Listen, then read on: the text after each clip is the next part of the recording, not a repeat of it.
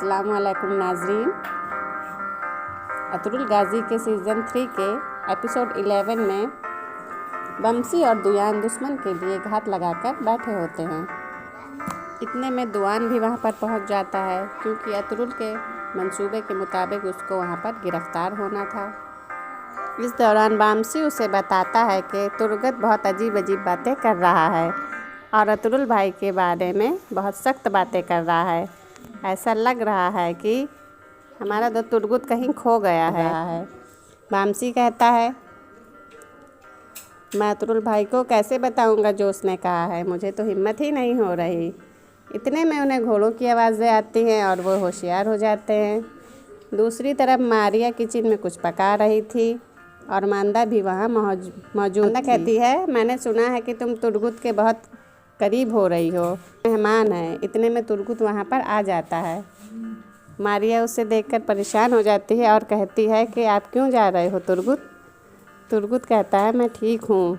मारिया कहती है, आप ज़ख्मों से भरे पड़े हो और कह रहे हो मैं ठीक हूँ? तुर्गत गुस्से से कहता है, मैंने कहा है मैं ठीक हूँ।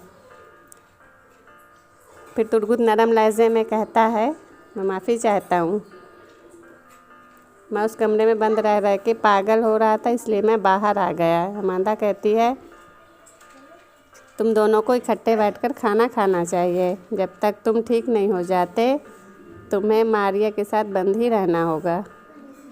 तुम्हारी ज़िंदगी इसकी मकरूज़ है। इसके बाद तुर्गत एक तरफ चल पड़ता है। अमांदा मारिया को एक खुशबू वाली चीज़ देकर उसको आँख मारती है। उसके बाद मारिया भी उसके पीछे पीछे चली जाती है। दूसरी तरफ उराल सिमोन के पास पहुंच गया था और उससे कहता है कि तुम ये नहीं होने दोगे सिमोन। अभी अलिहार आएगा और तुमसे कालीनों के लिए जगह मांगेगा। मेरा वालिद अतरुल का साथ दे रहा है, तुम्हें हर हाल में यह रोकना होगा वरना हमारा मायदा ख़त्म हो जाएगा। सिमोन कहता है, वो तुम ही थे जिसने वीनस वालों के आने पर वायदा तोड़ा था, ये मत भूलो। उराल कहता है, वो बात मुख्तलिफ थी, तुम अतरुल को नहीं जानते। अगर वो यहाँ पर घुस गया तो हमारा ख़ात्मा हो जाएगा। दूसरी तरफ तुर्गत और मारिया एक तरफ जा रहे थे। इतने में वहाँ अलिहार पहुँचता है और कहता है, तुम लाजमी तुर्गतन हो। तुर्गत कहता है, तुम कौन हो? तो वो कहता है, मैं सरदार जानदार का बेटा अलिहार हूँ। अतरुल साहब हमारे मेहमान बने थे और आपके बारे में उन्होंने बताया था। मैंने सोचा मैं खुद जाकर आपको नेक ख्वाहिशात दूँ। तुर्गत कहता है, बजाय इसके कि वो हमले के ज़िम्मेदारों को तलाश करें, मेहमान बनने चले हैं। मुझे ऐसे में उनसे कोई उम्मीद नहीं रखनी चाहिए, बल्कि ठीक होने के बाद मुझे खुद ही ज़िम्मेदारों को तलाश करना होगा। ये कहकर तुर्गत आगे बढ़ जाता है। तुर्गत चलते चलते सिमोन और उराल के पास पहुंच जाता है। सिमोन को कहता है, मैं आपसे बात करना चाहता हूँ। सिमोन कहता है, बोलो तुर्गत। तुर्गत कहता है, मैं मरते दम तक ये एहसान नहीं भूलूँगा जो आपने और आपकी बहन मारिया ने किया है। सिमोन कहता है, मैं ज़िम्मेदारों को तलाश करके तुम्हारा बदला ज़रूर लूँगा तुर्गत। तुर्गत कहता है, जब आप उनको तलाश कर लें तो मुझे ज़रूर बताना। सिमोन कहता है, मैं बताऊँगा तुर्गत। फिर उराल कहता है, मेरी ख्वाहिश है कि तुम जल्द ठीक हो जाओ तुर्गत, अभी तुम बेहतर लग रहे हो। तुर्गत कहता है, शुक्रिया। फिर उराल कहता है, क्या तुम जल्द वापस कबीले जाने वाले हो? तुर्गत गुस्से में कहता है, मैं वहाँ सिपाहियों का कमांडर था। मैं जब तक उनकी मौत के ज़िम्मेदारों को तलाश नहीं कर लेता कहीं नहीं जाऊँगा। इसके बाद तुर्गत और मारिया दूसरी मेज़ पर बैठ जाते हैं। इतने में अलिहार भी वहाँ पहुँचता है और उराल सिमोन को उसका तारुफ कराता है।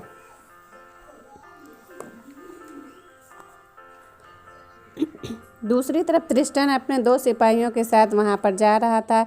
एक जगह वो आराम के लिए रुकते हैं, तभी दुआन उन पर हमला कर देता है और दोनों सिपाहियों को मार देता है। इसके बाद वो त्रिस्टन को गिरा देता है और पूछने लगता है कि बताओ, बाज़ार में सुल्तान के जासूस को कौन लाया था? इतने में एक आदमी पीछे से उसके सिर में मारता है, जिससे वो गिर जाता है। सिमोन के आदमी वहाँ पर पहुँच गए थे। फिलिप दुआन के पास आकर कहता है, देखते हैं कि सुल्तान का जासूस कौन है। जब वो दुआन के चेहरे से नकाब हटाता है तो गुस्से में आ जाता है और कहता है कि ये तो अतरुल नहीं है। दूसरी तरफ अलियार सिमोन को कहता है कि मेरे भाई ने आपको बताया होगा, जो जानदार साहब और अतरुल साहब जानते हैं। सिमोन कहता है,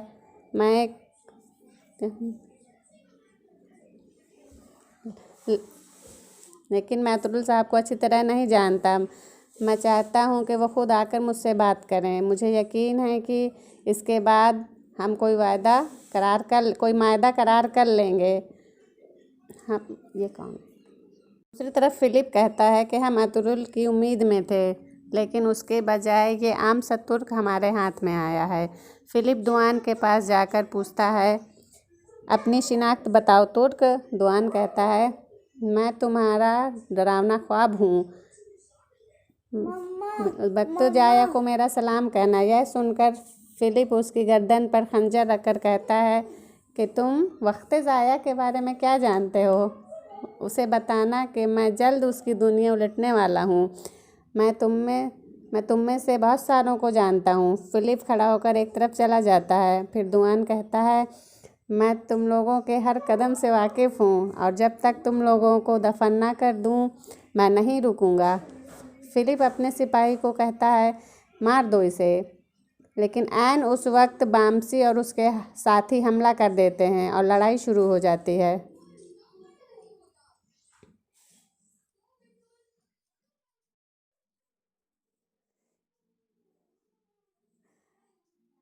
लड़ाई है, म्यूजिक डाल दिया।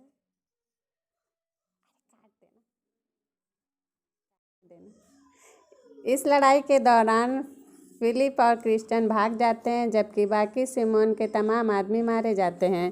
नुमरुल कहता है, हमें उनका पीछा करना चाहिए। दुआन कहता है, नहीं भाई नहीं। वो जाकर अपने मालिक को बताएंगे कि अतरुल भाई जासूस नहीं हैं और यही हम चाहते थे। हम अब वापस चलते हैं। अतरुल भाई हमारा इंतज़ार कर रहे होंगे। फिर दुआन अकेले में बामसी से पूछता है कि मेरी बीबी कैसी है। बामसी कहता है, वो बिल्कुल ठीक है भाई, तुम परेशान मत हो। इंशाअल्लाह आप दोनों जल्द इकट्ठे हो जाओगे। फिर दुआन कहता है, अभी मैं चलता हूँ भाई, कुछ वक्त और मुझे पहाड़ों में रहना होगा। इसके बाद वो बामसी से गले मिलता है और वहाँ से चला जाता है। दूसरी तरफ अतरुल और हलीमा अकेले में एक जगह पहुँचते हैं। घोड़ों से उतरने के बाद अतरुल कहता है, काफ़ी अरसे से लोगों को एक साथ वक्त बिताने का मौका नहीं मिला। तो हलीमा कहती है, हाँ मैं भी आपको एक बात बताना चाहती हूँ। मैं माँ बनने वाली हूँ। ये सुनकर अतरुल बहुत खुश हो जाता है और उसे गोद में उठाकर झूमने लगता है और दोनों एक दूसरे को प्यार भरी नज़रों से देखते हैं और खुश होते हैं। इतने में वहाँ पर डाकू आ जाते हैं।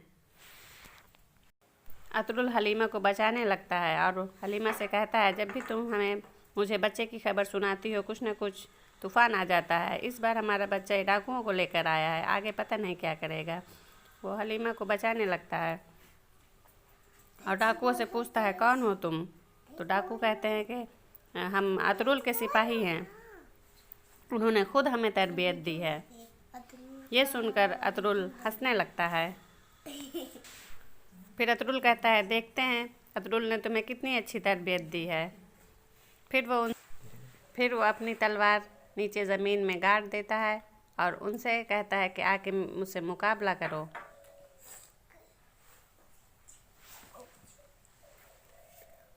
देखते हैं अतरुल ने तुम्हें कितनी अच्छी तरबियत दी है। सिपाही अतरुल पर हमला करता है। अतरुल एक ही घूंसे में उसको नीचे गिरा देता है और लड़ाई होने लगती है। फिर अतरुल उसके गर्दन में तलवार रखकर कहता है कि अगली बार से अतरुल के नाम का इस्तेमाल करके लूटपाट की तो मैं तुम लोगों को नेस्तनाबूद कर दूंगा।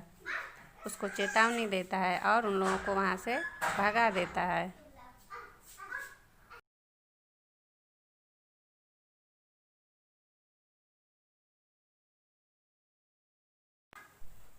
फिर वो अपने कबीले की तरफ जाने के लिए तैयार होते हैं और कबीले में पहुंच जाते हैं।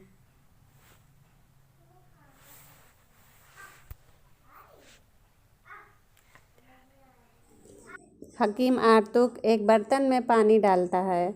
इतने में दरवेश वहाँ आता है और कहता है, जैसा आपने कहा था, मैं 2 तीतर पकड़ कर ले आया हूँ। ये किस लिए हैं? हकीम आर्तुक कहता है, ये हमें बताएंगे कि क्या मरहूम के खून में कोई जहर था या नहीं। फिर हकीम अलिहार की दी हुई ज़बान बाहर निकालता है और उसे पानी में डाल देता है। दूसरी तरफ अतरुल अपने खेमे में पहुंच जाता है। टुंडाल कहता है, खुशामदीद अतरुल भाई, मैं आपकी अमानत वापस लौटाता हूँ। फिर अतरुल अपनी सीट पर बैठ जाता है और जिरगे के आदमियों को वहाँ से भेज देता है और धुंधार से पूछता है, क्या मेरी गैर मौजूदगी में कुछ हुआ है? धुंधार कहता है, सब कुछ कंट्रोल में है भाई, लेकिन मैं हजतुरियन को इनकार नहीं कर सका। मैंने उन्हें सोना तलाश करने के लिए भेज दिया है, नहीं तो वो गम से मर जाता। अतरुल कहता है, ठीक है, अल्लाह करे कि वो उसे मिल जाए जिसकी उसे तलाश है। दूसरी तरफ हजतुरियन 2 सिपाहियों के साथ दोबारा उस नहर में पहुंच जाता है और सोना तलाश करने लगता है। पहले वो 2-3 जगह हाथ मारता है, लेकिन उसे सोना नहीं मिलता। लेकिन फिर वो एक दरख्त की शाख देखकर उम्मीद से भर जाता है और उसके पास जाता है, और जब वो वहाँ हाथ मारकर बाहर निकलता है तो उसमें सोने का एक टुकड़ा मौजूद था। वो देखकर बहुत खुश हो जाता है। शामसा और गायोबी घोड़ों से नीचे उतर आ जाते हैं और खुशी मनाने लगते हैं। फिर वो अतरुल को बताने के लिए फ़ौरन वापस रवाना हो जाते हैं। दूसरी तरफ अब्दुल रहमान अंदर आकर बताता है कि अलिहार साहब आए हैं।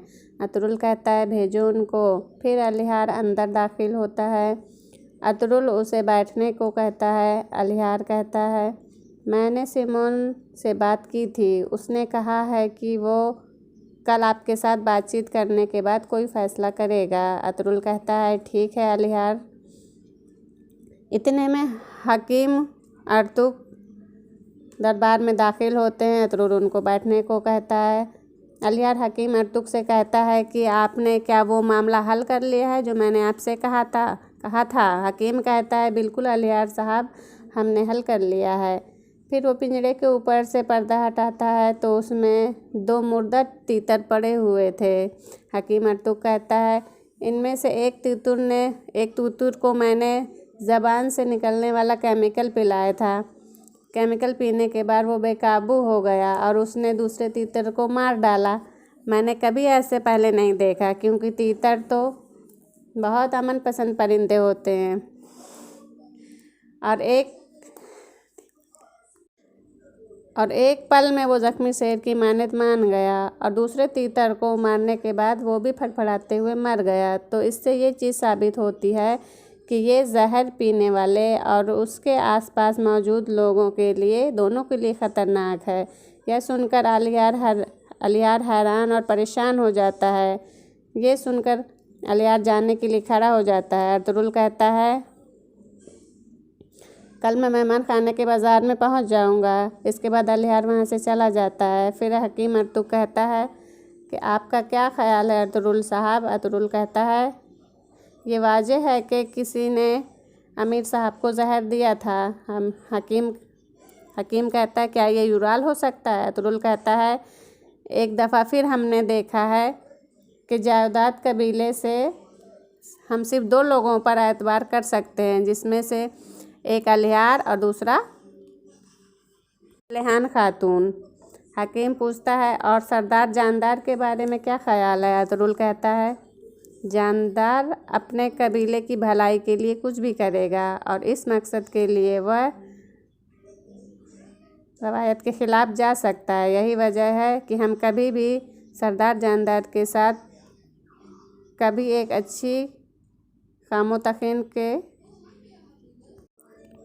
अच्छी और शानदार खामो तफ़हीम तक नहीं पहुंच सकते। और यहीं पर यह एपिसोड ख़त्म हो जाता है।